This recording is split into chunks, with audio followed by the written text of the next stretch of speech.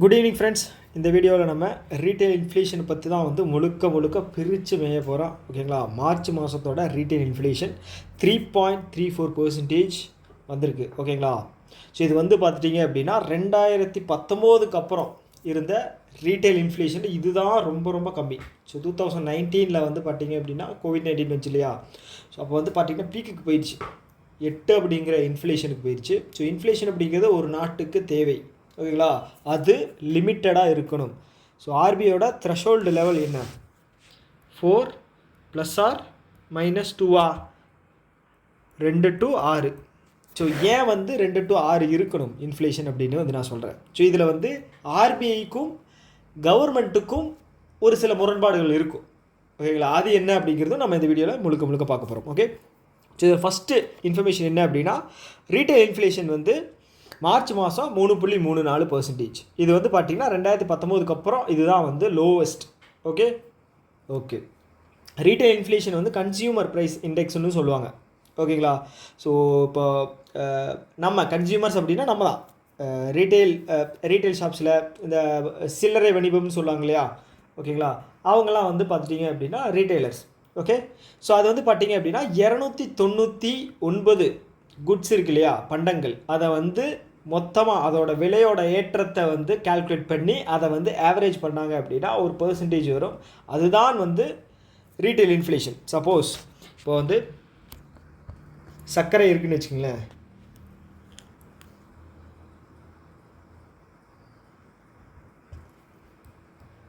Sugar இருக்குது, வேறு என்ன இருக்குது,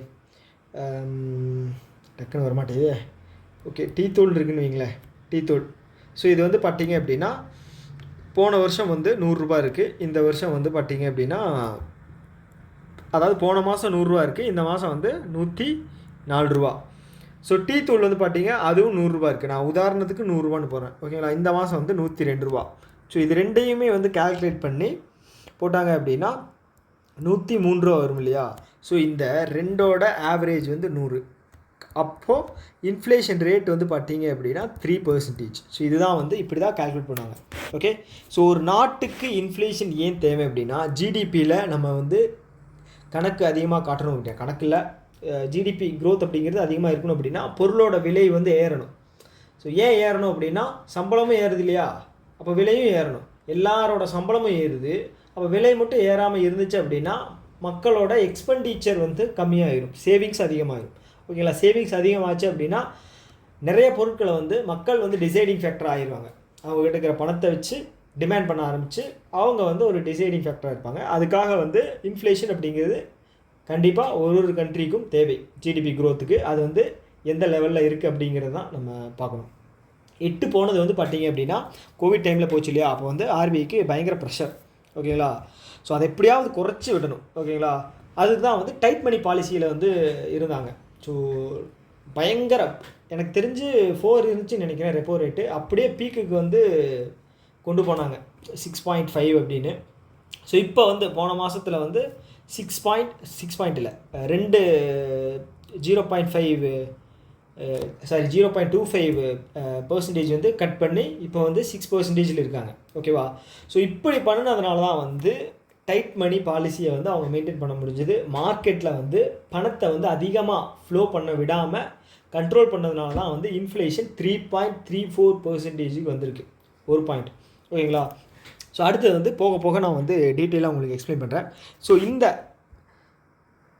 நியூஸில் வந்து பார்த்துட்டிங்க அப்படின்னா போன மாதம் எவ்வளோ இருந்துச்சு அப்படின்னா சொல்லியிருக்காங்க 3.61. இந்த மாதம் வந்து பார்த்திங்கன்னா 3.34. ஓகே. ஸோ இதில் முக்கியமாக வந்து பார்த்திங்கன்னா நம்ம கன்சியூமர்ஸ் நம்ம தானே. ஸோ அது வந்து பார்த்திங்க அப்படின்னா வெஜிடபிள்ஸ், எக்கு, அப்புறம் பல்சஸ், இந்த மாதிரி விஷயங்கள்லாம் வந்து விலை குறைஞ்சிருக்கு. இது வந்து நம்ம ரெகுலராக யூஸ் பண்ணக்கூடியது. காய்கறிகளோட விலை வந்து குறைஞ்சிருக்கு. ஏன் அப்படின்னு பார்த்தீங்க அப்படின்னா இந்த ஃபெஸ்டிவல் சீசன்ஸில் ஒரு விஷயம் என்ன அப்படின்னா காய்கறி விலை குறைஞ்சிருக்கு. ஓகே, இதை நான் சொல்லிட்டு சொன்னால் உங்களுக்கு ஈஸியாக புரியும். ஸோ காய்கறியோட சப்ளை வந்து கம்மியாக இருந்துச்சு அப்படின்னா மக்கள்கிட்ட பணம் அதிகமாக இருக்கும்போது அவங்க வந்து இது பண்ணி வாங்குவாங்க, டிமாண்ட் பண்ணி 20 ரூபானாலும் சரி 30 ரூபானாலும் சரி ஒரு சின்ன ஒரு பொருளை கூட வாங்க தயாராக இருப்பாங்க. அதுக்கு மேலே காசு செட் பண்ணாலும் அவங்க வாங்க தயாராக இருப்பாங்க. இப்போது சப்ளைவும் அதிகமாக இருக்குது அப்படிங்கும்போது நிறைய கிடைக்கிது அப்படின்னா அவங்களுக்கு வந்து எக்ஸசிவாக இருக்கும்போது அதோட டிமாண்டு குறைஞ்சிரும்.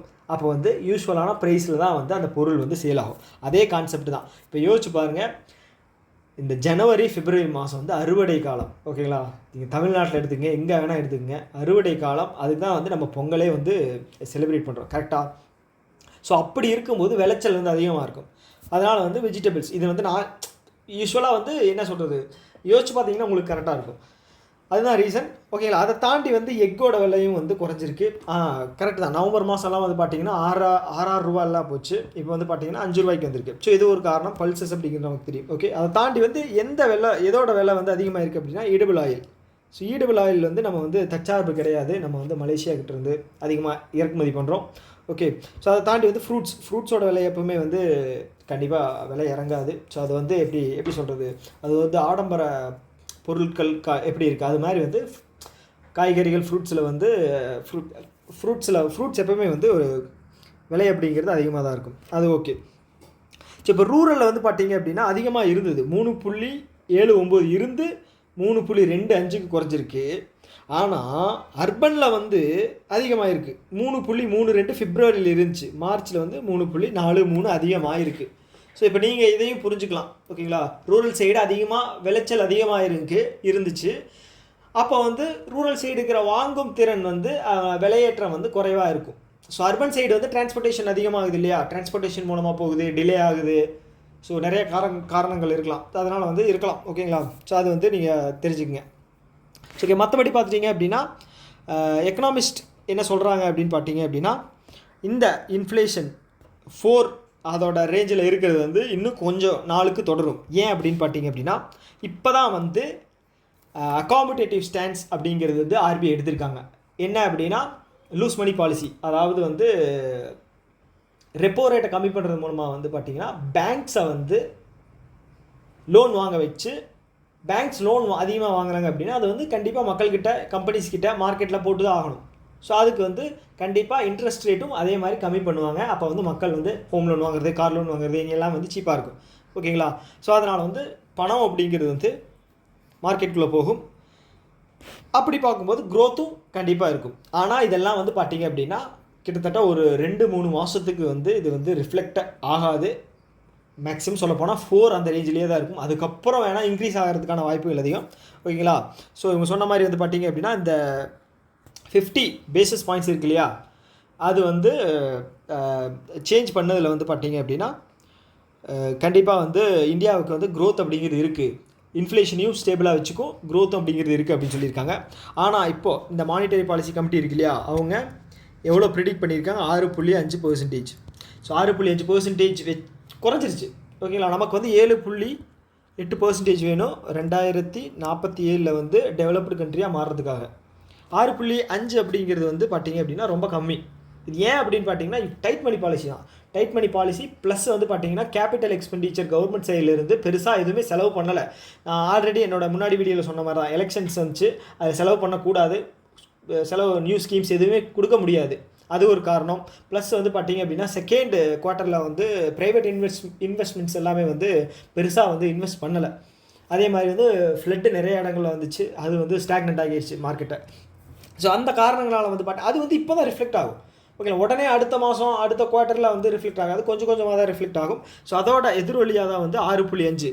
ஸோ அதனால தான் வந்து பிஆர்ஆர், அப்புறம் வந்து ஓஎம்ஓவில், அப்புறம் வந்து டாலர் ஸ்வாப் பண்ணுறதுல, டாலர் அண்டு ருப்பி ஸ்வாப் பண்ணுறதுல நிறைய விஷயங்களில் வந்து பணத்தை வந்து மக்கள் கையில் கொடுக்கணும் அப்படின்னு சொல்லி, செலவு பண்ண கொடுக்கணும் அப்படின்னு சொல்லி இந்த மாதிரி மெஷர்ஸ் எல்லாமே வந்து கவர்மெண்ட் எடுத்தாங்க. ஸோ இதோட இது வந்து பார்த்தீங்க அப்படின்னா நெக்ஸ்ட் ஒரு 2 மந்த்ஸுக்கு அப்புறம் தான் தெரியும். இப்போ ரெப்போ ரேட்லேயும் கம்மி பண்ணதுனால கண்டிப்பாக வந்து க்ரோத் அப்படிங்கிறது இனி ஃப்யூச்சரில் வந்து கண்டிப்பாக இருக்கும். இது வந்து வேணா பாருங்களேன், நான் ஒரு ப்ரெடிக்ஷன் வைக்கிறேன். நீ அடுத்த மானிட்டரி பாலிசி கமிட்டி வந்து பார்த்தீங்க அப்படின்னா ஏப்ரலில் நடந்துச்சு, மே, ஜூனில் நடக்கும், ஜூலை, ஆகஸ்ட். ஸோ ஜூலையில் வந்து பார்த்துட்டிங்க அப்படின்னா 6.7 வரும், ஆகஸ்ட்டில் வந்து பார்த்தீங்க அப்படின்னா 7 வந்துடும். ஓகேங்களா? ஸோ கண்டிப்பாக, ஏன்னா வந்து நிறையா வந்து இன்வெஸ்ட்மெண்ட்ஸ் வந்து வரப்போகுது. ட்ரம்ப் வந்து பிரைம் மினிஸ்டருங்கிற பிரசிடெண்ட்டாக இருக்கார் இல்லையா. ஸோ அதில் வந்து நிறைய சேஞ்சஸ் வந்து நடக்க போகுது. அது வந்து நமக்கு சாதகமாக இருக்கும். ஓகேங்களா, ஒன்று நமக்கு சாதகமாக இருக்கும், இல்லைன்னா யூரோப்புக்கு சாதகமாக இருக்கும். ஓகே. ஸோ அதுதான் சொல்கிறேன். ஸோ அதே மாதிரி வந்து எப்போவுமே ஆர்பிஐக்கும் கவர்மெண்ட்டுக்கும் வந்து ஒரு முட்டல் மோதல் இருக்கும். அது ஏன் அப்படின்னு பார்த்தீங்கன்னா, ஆர்பிஐக்கு என்ன பிரச்சனை அப்படின்னா, இன்ஃப்ளேஷனை வந்து 4 ± 2 வந்து மெயின்டைன் பண்ணணும் அப்படிங்கிற பிரச்சனை. ஸோ இந்த 4 ± 2 வைக்கும்போது ஜிடிபியோட பர்ஃபார்மன்ஸ் வந்து குறையும். ஓகேங்களா. ஸோ இந்த 4 ஓகே 2 to 6 வைக்கும்போது என்ன பண்ணுவாங்க அப்படின்னா, அவங்க டைட் மணி பாலிசியில் இருப்பாங்க. பணத்தை வந்து மார்க்கெட்டில் வந்து கொடுக்க மாட்டாங்க பேங்க்ஸு. ஓகேங்களா. அப்போ பணம் கொடுக்கல அப்படின்னா வந்து இன்வெஸ்ட்மெண்ட்ஸ் வராது. ஒரு கடனை வாங்கி பிஸ்னஸ் பண்ணுறான் அப்படின்னா தான் பிஸ்னஸ் பண்ணுறது மூலமாக வந்து வேலையாட்கள் கொடுப்பான். வேலையாட்கள் கொடுக்குற மூலமாக தான் வந்து ப்ரொடக்ஷன் அதிகமாகும். ப்ரொடக்ஷன் அதிகமாக இருந்தால் தான் வந்து உள்நாட்டு தேவைகளை வந்து பூர்த்தி செஞ்சுக்க முடியும். அதை தாண்டி வந்து வெளிநாட்டுக்கு எக்ஸ்போர்ட் பண்ணும்போது டாலர் உள்ள வரும். ஸோ இது வந்து ஒரு என்ன சொல்கிறது, இது ஒரு நல்ல ஒரு விஷயந்தான். ஸோ ஆனால் இது எல்லாமே வந்து ஆர்பிஐ கையில் தான் இருக்குது. அதனால தான் ஆர்பிஐக்கும் கவர்மெண்ட்டுக்கும் வந்து எப்பவும் சண்டையாகிட்டே இருக்கும். நீ வந்து ரெப்போ ரேட்டை வந்து கட் பண்ணு அப்படின்னு சொல்லிகிட்டே இருப்பாங்க. ஆனால் ஆர்பிஐ கவர்னர் என்ன சொல்லுவார் அப்படின்னா, இல்லை முடியாது, இப்படி பண்ணா அப்படின்னா எங்களுக்கு தான் ப்ரெஷரு, நீ எங்களோட அந்த ரெப்புடேஷன் தான் வந்து குறையும். ஸோ அப்படின்னு சொல்லி அவங்க பேக் பண்ணி சண்டை போடுவாங்க. ஓகே, இது வந்து நடந்துகிட்டே தான் இருக்கும். ஸோ அடுத்தது என்ன அப்படின்னு பார்த்தீங்க அப்படின்னா, ஸோ இப்போ இருக்கிற இந்த இன்ஃப்ளேஷன் வந்து பார்த்தீங்கன்னா consumer price index. Okay. So ஓவராலாக இன்ஃப்ளேஷன் அப்படிங்கிறது retail or consumer price index தான் சொல்லுவாங்க. ஸோ அது வந்து பார்த்தீங்க அப்படின்னா ஆர்பிஐக்கு வந்து ஒரு நல்ல விஷயத்தை வந்து கொடுக்கும். நான் சொன்ன மாதிரி கவர்மெண்ட்டுக்கு கிடையாது, ஆர்பிஐக்கு வந்து ஒரு 2-3 மானிட்டரி கமிட்டிக்கு வந்து மானிட்டரி மீட்டிங்க்கு வந்து கண்டிப்பாக ஒரு நல்ல விஷயமா இருக்கும். ஓகே. ஏன் அப்படின்னு பார்த்தீங்க அப்படின்னா, அவங்க அகாமடேட்டிவ் ஸ்டாண்ட்ஸில் இருக்காங்க. அது என்ன சொல்லியிருக்காங்க அப்படின்னா, RBI will continue on it's accommodative stands. So இதுக்கப்புறமும் வந்து குறைக்கிறதுக்கான வாய்ப்புகள் இருக்குது. இப்போ 6 இருக்கு இல்லையா, 5.75 வர்றதுக்கும் வாய்ப்பு இருக்குது, சொல்ல முடியாது. ஓகேங்களா. ஓகே. ஸோ இதை தாண்டி வந்து பார்த்தீங்க அப்படின்னா கேரளாவில் தான் வந்து ஹையஸ்ட் இன்ஃப்ளேஷன். ஓகேங்களா. இன்ஃப்ளேஷன் வந்து ஓவராலாக குறைஞ்சாலும் கேரளாவில் வந்து பொருட்களோட விலை அப்படிங்கிறது அதிகமாக இருக்குது. அதை தொடர்ந்து சத்தீஸ்கர், மகாராஷ்டிரா, தமிழ்நாட்டிலையும் விலைவாசி அதிகமாக இருக்குது அப்படின்னு சொல்லியிருக்காங்க. லோவஸ்ட் எங்கே இருந்திருக்குன்னு பார்த்தீங்க அப்படின்னா டெல்லியில் என்ன ரீஜன் எனக்கு நானும் யோசிச்சு பார்த்தேன் எப்படி கம்மியாக இருக்கும் அப்படின்னு தெரில. தெலுங்கானாலையும் அதே மாதிரி தான். ஓகேங்களா. டெல்லியில் வந்து பார்த்தீங்க அப்படின்னா 1.5 அப்படின்னு சொல்லியிருக்காங்க. தெலுங்கானாவில் 1.1. ஓகேங்களா. ஓகே. ஸோ இதுதான் வந்து இந்த வீடியோவோட ஒரு முக்கியமான நோக்கம். ஸோ இது வந்து நான் உங்களுக்கு கிளியர் கட்டாக எக்ஸ்பிளைன் பண்ணியிருக்கேன்னு நினைக்கிறேன். ஒரு 90% வந்து என் மைண்டில் இருந்ததை சொல்லிட்டேன் அப்படின்னு நினைக்கிறேன். ஸோ இந்த வீடியோ வந்து யூஸ்ஃபுல்லாக இருந்துச்சு அப்படின்னா கண்டிப்பாக வந்து நான் லைக் பண்ணுங்கள், ஷேர் பண்ணுங்கள், அதெல்லாம் நான் சொல்ல மாட்டேன். ஏதாவது டவுட் இருந்துச்சு அப்படின்னா வந்து நீங்கள் கண்டிப்பாக வந்து கமெண்ட் பாக்ஸில் சொல்லுங்கள். ஓகேங்களா. ஸோ அப்படி பண்ணேன் அப்படின்னா நான் வந்து கமர்ஷியலாக போன மாதிரி ஆயிடும். ஓகேங்களா. ஸோ அது அந்த மைண்டில் போகவே கூடாது. ஓகேங்களா. ஸோ ஏதாவது டவுட் இருக்குது அப்படின்னா கமெண்ட் பாக்ஸில் இது பண்ணுங்கள். ஸோ தெரிஞ்சு அப்படின்னா நான் கண்டிப்பாக ஆன்சர் பண்ணுறேன். தெரியல அப்படின்னா அதை வந்து படிச்சுட்டு வந்துட்டு நான் ப்ராப்பராக வந்து கமெண்ட் பண்ணுறேன். ஓகேங்களா. ஸோ அது எனக்கும் வந்து பெனிஃபிட்டு, உங்களுக்கும் பெனிஃபிட். ஓகே. இன்னொரு வீடியோ மீட் பண்ணலாம். Tata, bye bye.